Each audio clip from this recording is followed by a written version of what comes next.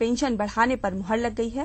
CM Akhilesh ने विधायकों के वेतन में 10,000 रुपए की वृद्धि की है। इसके साथ ही विधायकों का भत्ता 30,000 तो वहीं चिकित्सा भत्ता 20,000 रुपए किया गया है।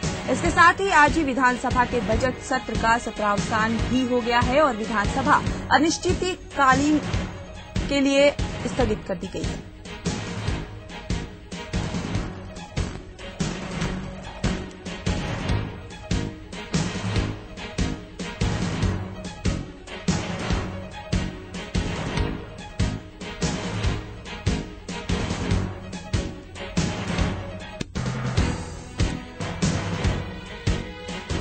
तो आपको बता दें कि आज यूपी विधानसभा में प्रदेश का बजट सर्वसम्मति से पास हो गया है। साथ ही विधायकों को सीएम अखिलेश यादव का तोहफा भी मिला है। विधायकों के वेतन भत्ते और पेंशन बढ़ाने पर सीएम अखिलेश यादव ने मुहर लगा दी है और सीएम अखिलेश ने विधायकों के वेतन में 10,000 रुपए की वृद्धि की है। इसके साथ ही विधायकों का भत्ता 30,000 तो वहीं चिकित्सा भत्ता 20,000 रुपए किया गया है। इसके साथ आज ही विधानसभा के बजट सत्र का सत्रावसान भी हो गया है और विधानसभा अनिश्चितकाल के लिए स्थगित कर दी गई है। तो सबसे बड़ी खबर यही है कि सीएम अखिलेश यादव ने विधायकों को बड़ा तोहफा दिया है, उनके वेतन भत्ते में बढ़ोतरी कर दी है और विधायकों के वेतन में 10,000 की वृद्धि की गई है। इसके साथ ही विधायक भत्ता 30,000 रुपए मासिक किया गया है और विधानसभा में इस बजट को सर्वसम्मति के साथ पास किया गया।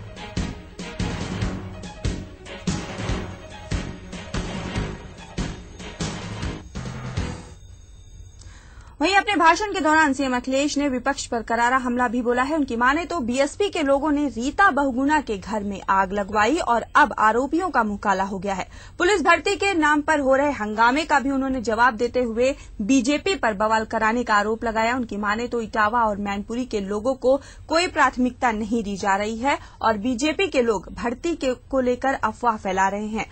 सीएम ने कहा कि लखनऊ एटीएम लूट की घटना का भी जल्द खुलासा किया जाएगा। सीएम की माने तो सरकार ने किसानों की ओलावृष्टि के बाद हुए नुकसान के बाद मदद की है और उनको राहत देने के लिए 200 करोड़ जारी किए हैं।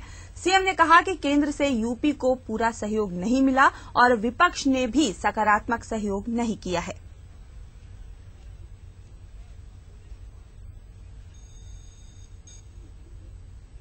बुलेटिन में यहां रुकेंगे एक छोटे से ब्रेक के लिए। आप बने रहिए हमारे साथ।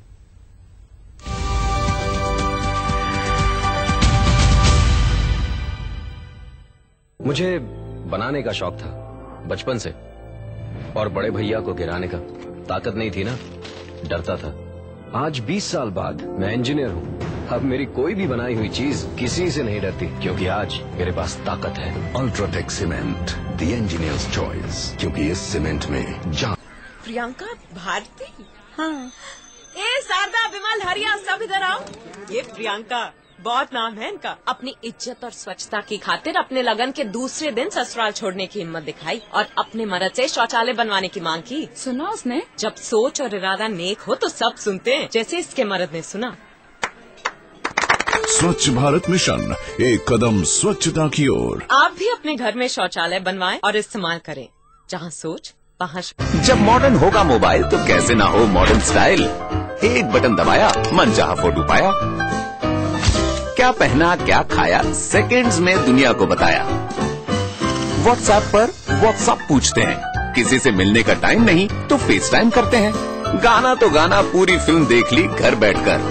दिन के 24 घंटे में 25 काम करते हैं मोबाइल पर, लेकिन सारा स्टाइल खुश, फौरन खुश। अगर नहीं है अपने शहर की खबर, मिटाओ अपने शहर से कम्युनिकेशन गैप। डाउनलोड करो न्यूज 18 का मोबाइल ऐप। मोबाइल पर न्यूज 18 मतलब स्टाइल एकदम बेहतरीन।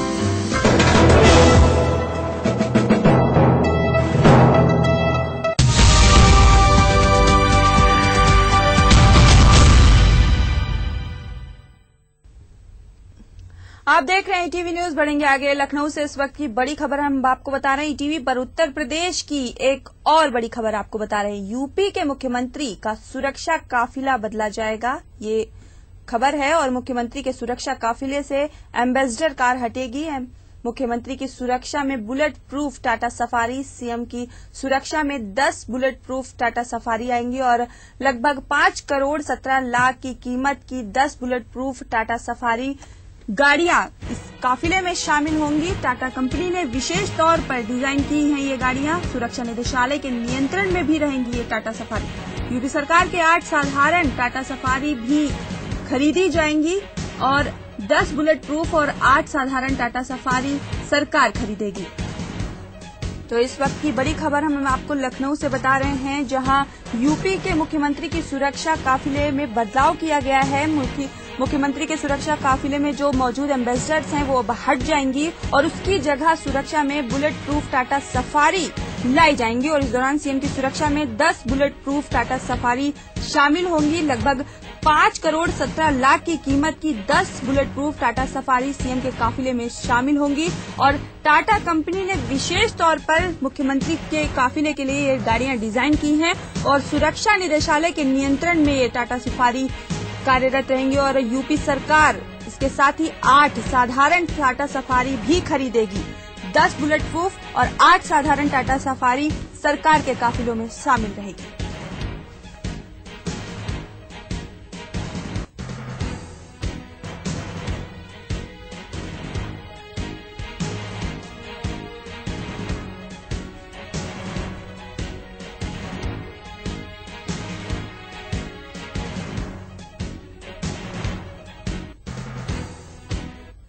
वहीं इन सबके बीच बीजेपी आज राज्यपाल से मुलाकात कर सपा सरकार के खिलाफ शिकायत दर्ज कराएगी। मुद्दा होगा पुलिस भर्ती घोटाला, मेयर के अधिकार में कटौती और किसानों को मुआवजा।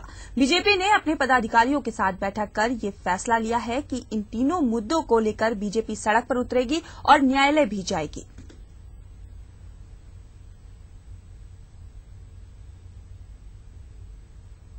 ओएमआर शीट पर फ्लूड अलाउड नहीं, परीक्षा केंद्र में वो फ्लूड को ले जाना अनुमन्य नहीं, तब ये शीट पर फ्लूड कहां से आया, किसने लगाया और कब लगाया और कहां लगाया।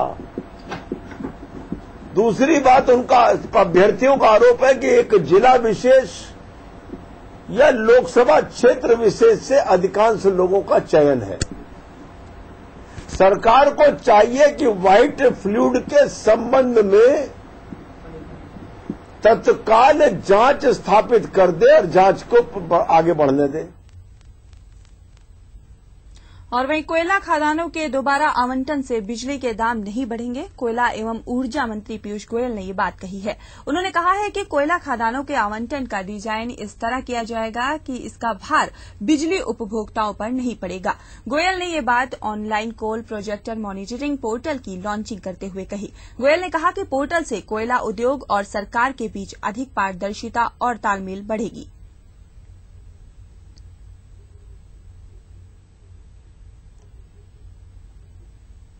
और मैं समझता हूं कि इस मॉनिटरिंग पोर्टल से कई वर्षों तक समस्याएं इस विभाग में रही हैं। काम लोगों का सालों साल महीनों तक अटक जाता था, डिले होता था, डिसीजन मेकिंग में लोग डरे रहते थे। उन सब चीजों को पीछे छोड़ते हुए एक ईमानदार व्यवस्था और पारदर्शी व्यवस्था इसमें से आज निर्माण हुई है, शुरुआत हुई है। इसके बाद कभी किसी को हमारे कार्यालय में धक्के नहीं खाने पड़ेंगे।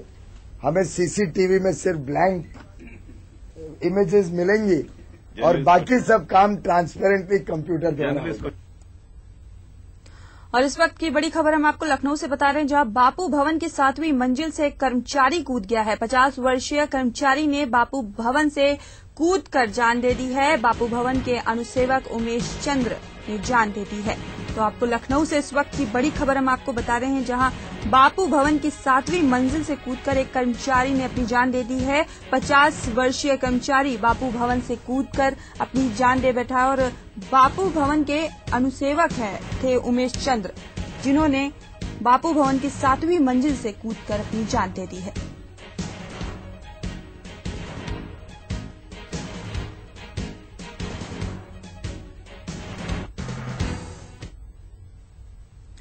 और यहां रुकेंगे एक और छोटे से ब्रेक के लिए। आप बने रहिए हमारे साथ।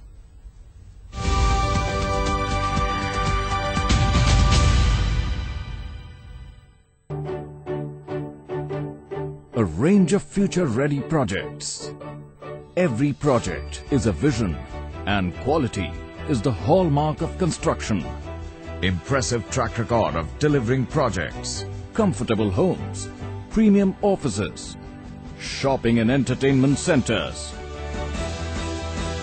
premium location and world-class amenities. Smart features through innovation and technology. Eco-friendly infrastructure. World-class partnerships. Round-the-clock construction. On-time delivery. Transforming dreams into reality. Wave Infratech. Redefining quality, commitment and trust. वादे नहीं करते, हम करके दिखाते हैं।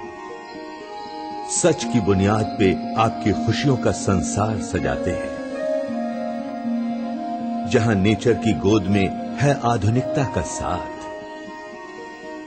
जहां अपनों के संग है अपनों सी बात। ये है Gomti riverview resorts and farm houses. हम हैं नीलांश। नरेंद्र मोदी की इस भावना की तारीफ जरूर की जानी चाहिए कि वे आम आदमी को गवर्नेंस का हिस्सा बनाना चाहते हैं। रास्ते चलते व्यक्ति का सुझाव भी मेरे लिए बहुत इम्पोर्टेंट है। क्या भूमिका प्रियंका जी की होगी? जो भी वो करना चाहती है उसको मैं उसमें सपोर्ट करूंगा, मगर अंत में डिसीजन उसका है, जिंदगी उसकी है। बड़ा भाई हूं और जो भी वो करना चाहेगी मैं उसको सपोर्ट करूंगा। मीडिया में मेरे कुछ साथी शायद डरे हुए हैं कि आने वाले दिनों में फ्रीडम ऑफ एक्सप्रेशन कर्टेल हो जाएगी उनके आने से। मीडिया ने काफी कुछ कहा है मोदी जी के लिए, क्या हो गया? कुछ नहीं होता। हम डेमोक्रेटिक चीजों में भरोसा करते हैं और दिल से भरोसा करते हैं। हमारा मानना है कि ठीक है, निंदा होती है तो होए और जनता के सामने जाए, बाद में जनता तय करे कि सच क्या है, और जनता ने किया भी है। इंडस्ट्री में भी लोग कहते हैं कि आपकी इमेज एक जिद्दी लड़की की है, वो जिद आपको यहाँ भी लाइए। किसी भी चीज में सक्सेसफुल होने के लिए जिद तो पकड़नी जरूरी है। मैं भी जिद्दी हूँ, आप भी आई एम श्योर जिद्दी हुए होंगे। आप इस चैनल को कहाँ से कहाँ तक लाए हैं, एंड आई थिंक एक वो बहुत अच्छी क्वालिटी है।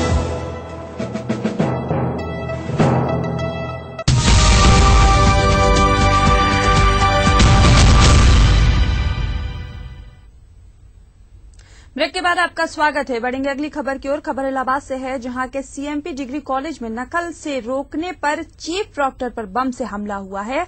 हमले में चीफ प्रॉक्टर बाल बाल बच गए हैं। चीफ प्रॉक्टर ने छात्र संघ उपाध्यक्ष समेत 3 के खिलाफ मुकदमा दर्ज कराया है। घटना उस वक्त की है जब चीफ प्रॉक्टर स्नातक की परीक्षा के दौरान जांच पर गए थे। उसी दौरान कुछ छात्रों को नकल करते पकड़ा और मौके पर ही रस्टिकेट कर दिया।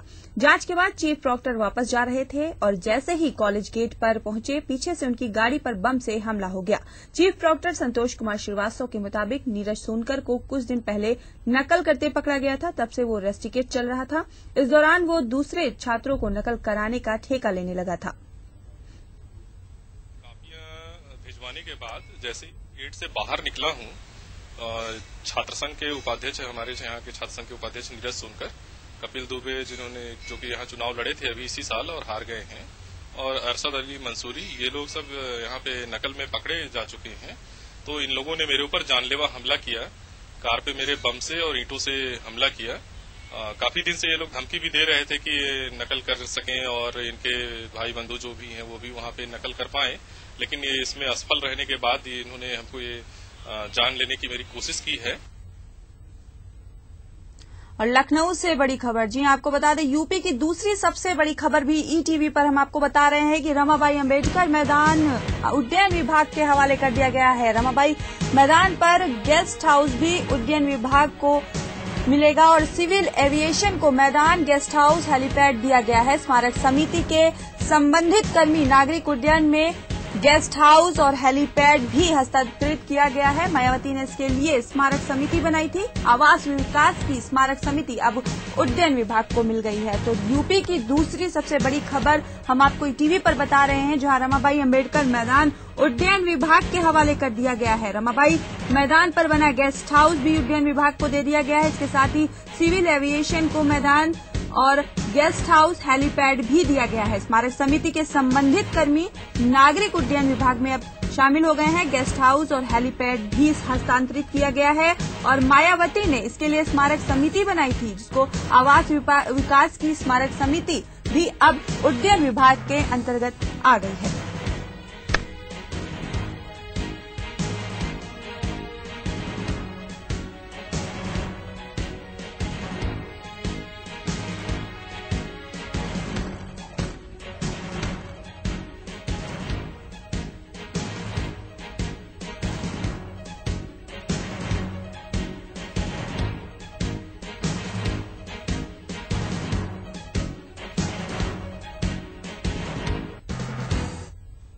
ईटीवी न्यूज पर फिलहाल इतना ही। नमस्कार।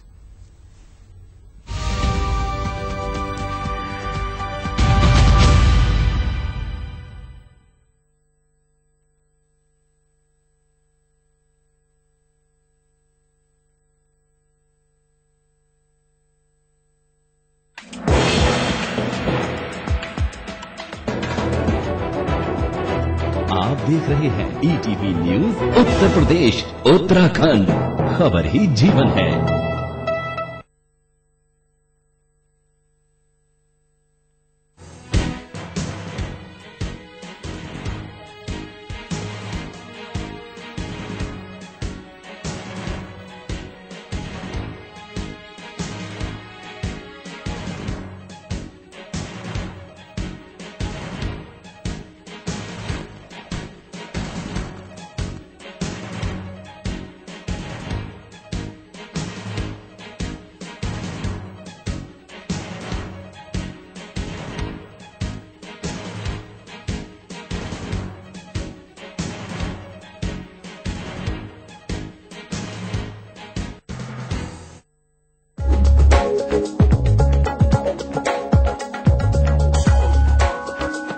मुख्यमंत्री अखिलेश यादव के नेतृत्व वाली उत्तर प्रदेश सरकार समाज के सभी वर्गों को विकास के समान अवसर देने के लिए कटिबद्ध है।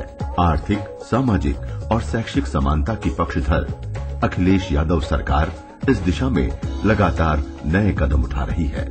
खास तौर से अल्पसंख्यकों को समाज की मुख्य धारा में लाने के लिए जिस गंभीरता से अखिलेश यादव सरकार ने जमीनी स्तर पर कार्य किए हैं, वो बेहद काबिल तारीफ है। आज जिस तरह से बेहद ऊर्जावान मुख्यमंत्री अखिलेश यादव ने अल्पसंख्यकों के हितों को तरजीह दी है और उनकी हर मुश्किलों का निराकरण किया है, उससे अल्पसंख्यकों में एक उम्मीद कायम हुई है और वो भी अपने वर्तमान को संवारते हुए बेहतर कल का सपना देख रहे हैं। अल्पसंख्यकों के लिए शिक्षा हमेशा से ही बेहद महत्वपूर्ण मुद्दा रहा है। सामाजिक और आर्थिक रूप से पिछड़े होने के कारण ये तबका अपने बच्चों को बेहतर शिक्षा देने में असमर्थ रहा है। इसलिए मुख्यमंत्री अखिलेश यादव के नेतृत्व वाली उत्तर प्रदेश सरकार ने अल्पसंख्यकों की इस समस्या को समझते हुए जहां उनकी बेहतर शिक्षा के मुकम्मल इंतजाम किए हैं, वहीं इस दिशा में मदरसों को अनुदान भी दिया जा रहा है, जिससे यहां आने वाले छात्र अच्छी तालीम हासिल कर सकें। आज मुख्यमंत्री अखिलेश यादव के इन प्रयासों की बदौलत अनुदान हासिल करने के बाद सूबे के मदरसे जहां पहले से ज्यादा बेहतर तरीके से संचालित हो रहे हैं, वहीं यहां दीनी तालीम के साथ साथ छात्रों को आधुनिक शिक्षा भी दी जा रही है, जिससे ये छात्र अन्य जगहों पर पढ़ने वाले छात्रों के समान ही शिक्षा हासिल कर सकें। इसके साथ ही अखिलेश यादव सरकार ने मदरसों को अनुदान देने की व्यवस्था को बेहद सरल और प्रभावी बनाने का भी कार्य किया है। इसके अंतर्गत अब जिला अधिकारी छात्र संख्या का सत्यापन नहीं करेंगे। इस नियम को बदलने के फलस्वरूप अब जिला अल्पसंख्यक कल्याण अधिकारी यानी डीएमओ के ही सत्यापन को माना जाएगा। अखिलेश यादव सरकार ने अनुदान देने के लिए नियम शर्तों में बदलाव का शासनादेश भी जारी कर दिया है। अखिलेश यादव सरकार के इस अल्पसंख्यक हितैषी फैसले से पूर्व मदरसों को अनुदान सूची में लाने की तमाम पाबंदियां थी, लेकिन प्रदेश सरकार ने अनुदान सूची की पूरी प्रक्रिया को बेहद आसान बनाने का कार्य किया है। मदरसों को अनुदान सूची में लेने की प्रक्रिया के रास्ते में आने वाली बाधाओं को दूर करने के फलस्वरूप अब इस कार्य में तेजी आई है और मदरसों को इसका सीधा लाभ मिल पा रहा है। अल्पसंख्यकों को विकास के लिए अनुकूल माहौल प्रदान करने के उद्देश्य से मुख्यमंत्री अखिलेश यादव द्वारा लिए गए निर्णयों से इस तबके को एक हौसला मिला है।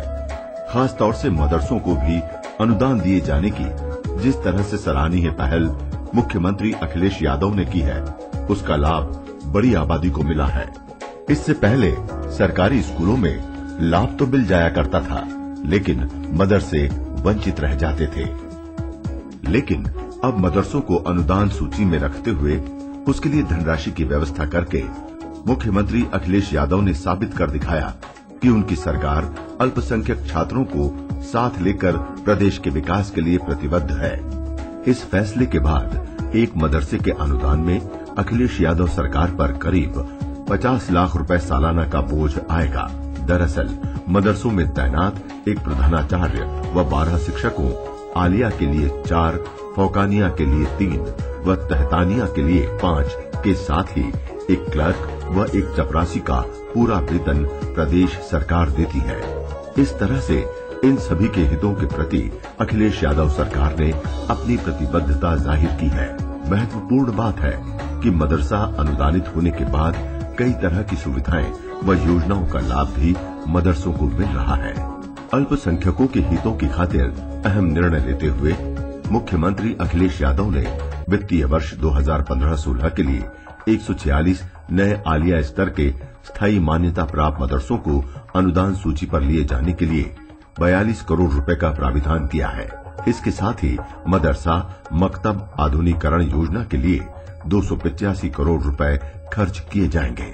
सूबे में अल्पसंख्यक बाहुल्य इलाकों में अच्छे शिक्षण संस्थानों का बेहद अभाव है, जिसका अफसोस हमेशा से ही अल्पसंख्यक छात्रों को होता है।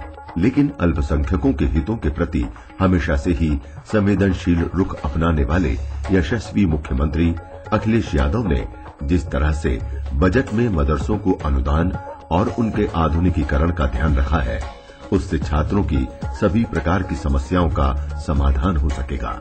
मुख्यमंत्री अखिलेश यादव के निर्देशन में प्रदेश सरकार अल्पसंख्यकों के सामाजिक और शैक्षिक स्तर पर सुधार के लिए लगातार कार्य कर रही है। इसी कड़ी में मदरसा आधुनिकीकरण योजना के तहत पढ़ाने वाले शिक्षकों के मानदेय को बढ़ाने जैसा भी महत्वपूर्ण निर्णय लिया गया है। इसके अंतर्गत परास्नातक शिक्षकों का मानदेय 3,000 रुपए और स्नातक शिक्षकों का मानदेय 2,000 रुपए बढ़ाया गया है।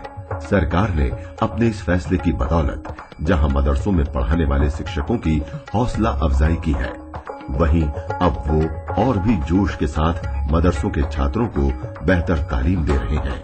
सूबे के युवा मुख्यमंत्री अखिलेश यादव ने इस बात का पुरजोर प्रयास किया है कि धन की कमी का असर प्रदेश में संचालित किसी भी मदरसे पर नहीं पड़े और कोई भी अल्पसंख्यक छात्र तालीम की रोशनी से महरूम नहीं हो। मुख्यमंत्री अखिलेश यादव की ये कोशिशें पूरी तरह से सफल साबित हुई हैं और प्रदेश के मदरसों की स्थिति पहले से कहीं ज्यादा बेहतर हुई है। आज इन मदरसों में पढ़ने वाले अल्पसंख्यक छात्र जिस तरह से तालीम हासिल करके प्रदेश की तरक्की में अपना योगदान दे रहे हैं, वो उत्तर प्रदेश में अल्पसंख्यकों की खुशहाली का संदेश दे रहा है। हकीकत की जमीन पर कई कदम आगे, उत्तर प्रदेश का युवा नेतृत्व।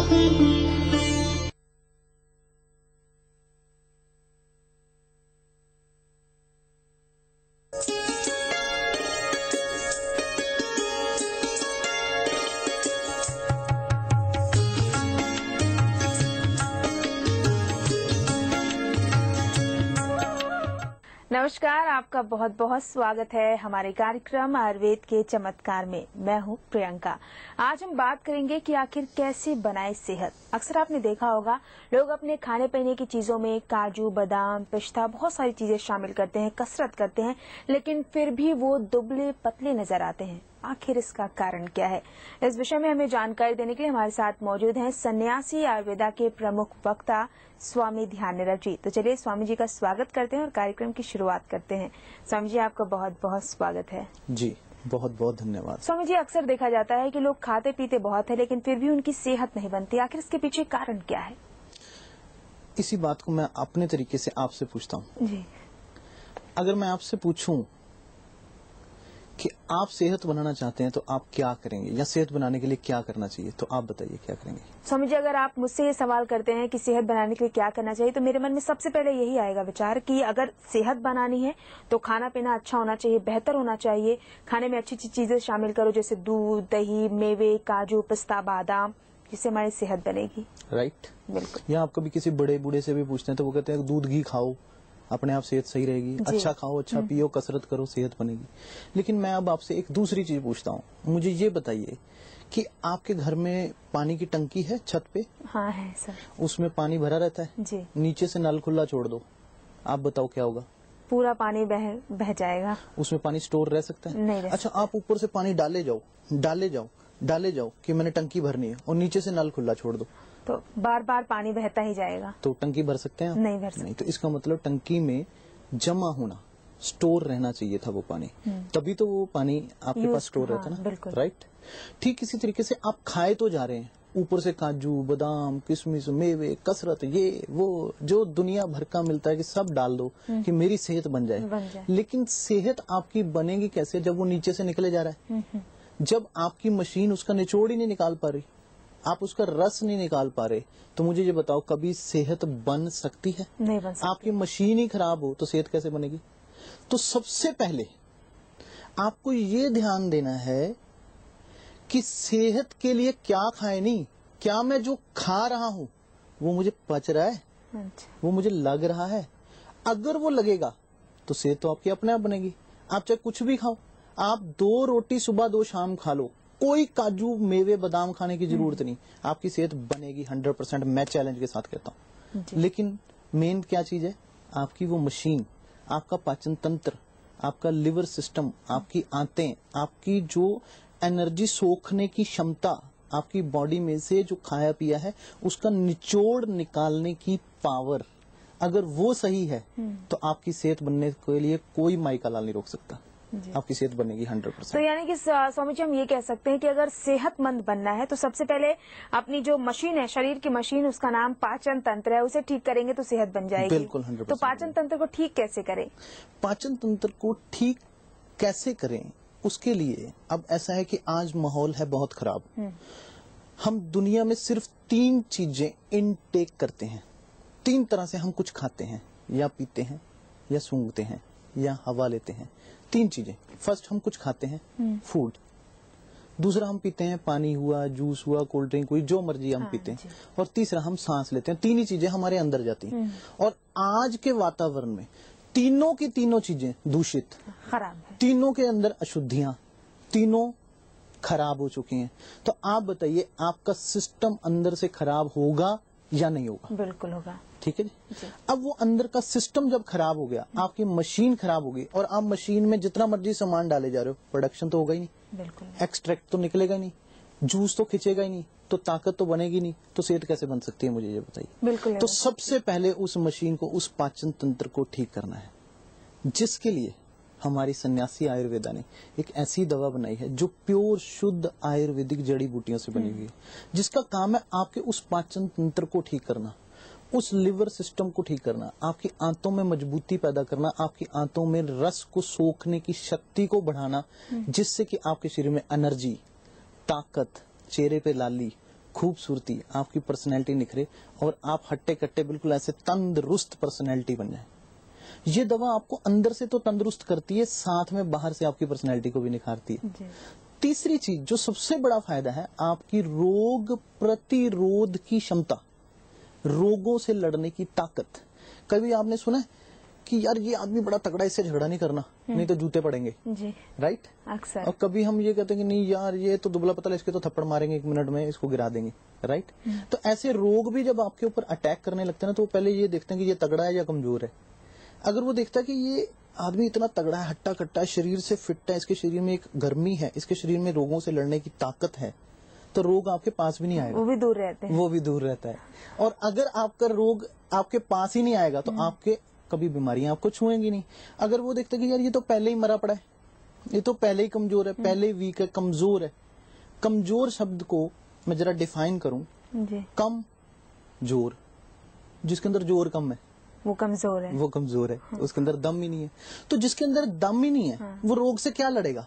रोग भी सब पहले ही सोचेंगे इसी घर में जाना है क्योंकि इस जगह खाली मिल जाएगी मेरे को, यहाँ पर ही जाएंगे, ये बंदा जल्दी अटैक कर सकते हैं। हाँ, जल्दी अटैक कर सकते हैं। तो वो वीक देखकर उसके ऊपर अटैक करते हैं। तो सबसे पहले अगर आपका पाचन तंत्र ठीक होता है, आपका शरीर अंदर से मजबूत बनता है, फर्स्ट।